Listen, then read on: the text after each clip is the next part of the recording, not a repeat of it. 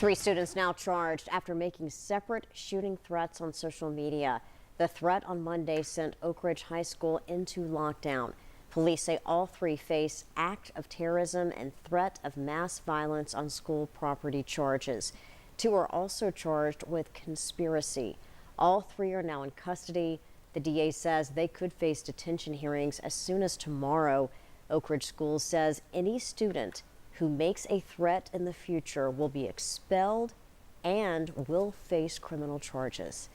Tonight, reporter Jacinta Render found out how parents can work with law enforcement to keep kids safe. Jacinta? Safety is the #1 priority of law enforcement, but researchers show threats made to schools are becoming more common, and it says the goal is to get a response from police and other first responders. Since a deadly shooting at Oxford High School in Michigan earlier this month, several social media threats against schools across the country have been reported, even some here in East Tennessee. Officers say on Monday, 2 students at Oak Ridge High School made a shooting threat on social media. A third student made a separate one on Tuesday.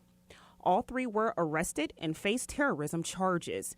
Research done by schoolsecurityservices.org says there has been an uptick in school threats since the return to in-person learning. So, there's also the idea of kids just being kids, and they aren't able to see kind of the bigger picture. Melissa Rose, a child therapist, says teens could make threats like this without understanding the consequences.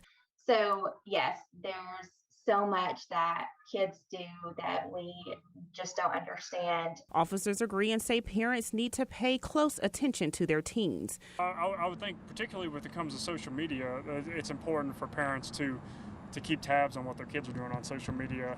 The Knoxville Police Department says parents and law enforcement can work together at keeping schools safe. We just want to encourage parents to always just really pay attention to your kids, pay attention to how they're acting, the people they're interacting with.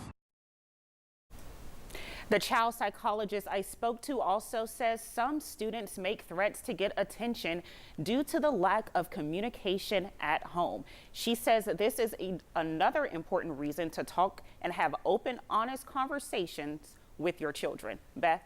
All right, Jacinta, thank you.